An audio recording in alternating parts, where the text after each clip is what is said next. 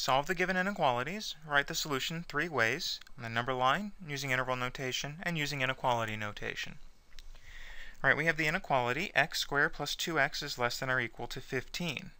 So the first thing I'm going to do is think x squared minus 2x is equal to 15. And I'll bring that to a standard form. X squared minus 2x minus 15 is equal to 0. And I'm going to solve this corresponding inequality so I can then find important points on the number line so I can then test intervals. X squared minus 2x minus 15 factors as x plus 3 by x minus 5. So then x plus 3 is 0, which implies that x is negative 3. X minus 5 equals 0, which implies that x equals 5. So those are the solutions of the equation. And if we think of our number line,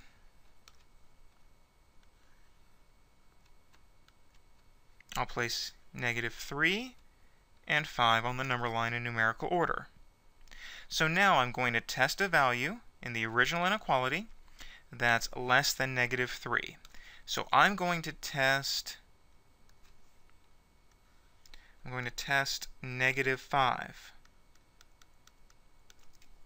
in the original inequality. So is negative 5 squared minus 2 by negative 5 less than or equal to 15? That would be 25 plus 10, which is 35. Is 35 less than or equal to 15? Alright, so that's false. So negative 5 is not a solution. Test a value between negative 3 and 5. I'll test x equals 0. Is 0 squared minus 2 times 0 less than or equal to 15? 0 minus 0 is 0. Is 0 less than or equal to 15? That's true. So since 0 came back true, I can shade the region between negative 3 and 5. And one more test. Let's test a number greater than 5. How about 7? I'll test x equals 7. So then 7 squared minus 2 times 7, is that less than or equal to 15? That's 49 minus 14, which is 35. Is 35 less than or equal to 15? That's false. So I would not shade the region to the right of 5. So I see that I have this one interval of solutions. Now, so to answer the part 1, I need to put symbols on negative 3 and 5. Since it was an or equal to inequality, that means I can include the boundaries, and so I would place brackets at negative 3 and at 5 in the direction of shading. Part 2. Using interval notation, the solutions start at negative 3 and go to 5, and I can bracket both ends since we have an or equal to. And part 3, using inequality notation, I can write that interval as a three-part inequality. Negative 3 is less than or equal to x is less than or equal to 5. Alright, now let's consider the inequality x squared minus 9 is greater than or equal to 0. So I'll think x squared minus 9 equals 0, which factors as x plus 3 by x minus 3. So x plus 3 equals 0 implies that x equals negative 3, and x minus 3 equals 0 implies that x equals 3. Setting up my number line.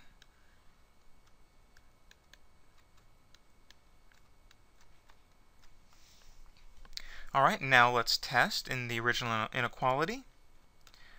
Alright, in the first region, a number that's less than negative 3, I'll test negative 5.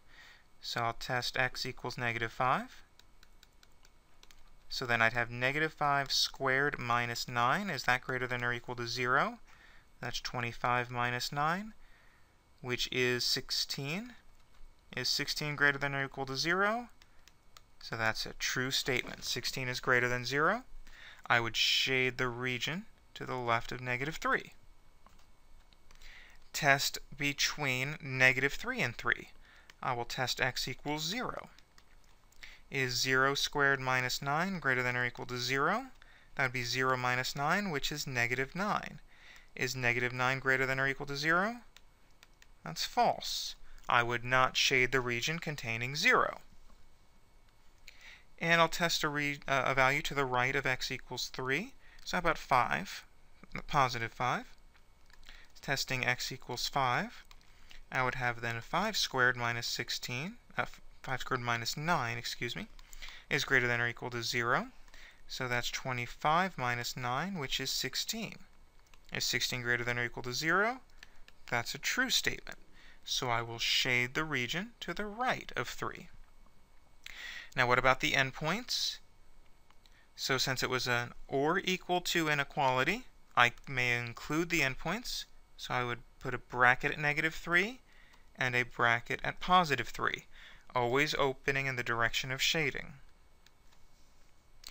So there's part 1. There's the solution on the number line. Part 2, using interval notation. So we have two pieces, so we're going to have to use a union here. The solutions go from negative infinity to negative 3, bracket the negative 3, and start back up at positive 3 and go to positive infinity. And then part 3, using inequality notation. The first inequality can be expressed as x is less than or equal to negative 3.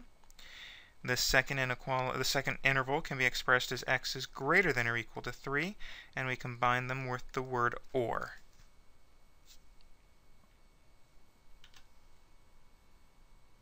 Alright, and the third example, we have 9x squared minus 54x is less than 0. Alright, so I'm going to solve the corresponding equation, 9x squared minus 54x equals 0. So then I can factor 9x from both terms, leaving x minus 6. So then 9x equals 0, which implies that x is 0. And x minus 6 is 0, which implies that x equals 6. So I'll set up my number line with 0 and 6 on it. And I'll test some values. Testing x equals, how about negative 2? If I test x equals negative 2, we would have 9 times negative 2 squared minus 54 by negative 2 is less than 0. So that's 9 times 4. So that's 36 plus 54 times 2 is 108, which is a large positive number. So this is false. Right? We have 144 is less than 0. That's false. I will not shade the region to the left of 0. Alright, how about between 0 and 6? Well, I'll test x equals positive 2. So then I'd have 9 times 2 squared minus 54 times 2. Is this less than 0? So that would be 9 times 4, 36, minus 108. And 36 minus 108 is a negative number. And is it less than 0? That's a true statement. So I will shade the region between 0 and 6. Testing a number greater than 6. How about 10? 9 times 10 squared minus 54 times 10. Is this less than 0? So that's 9 times 100. So that's 900 minus 540, which is, 360. Is 360 less than 0?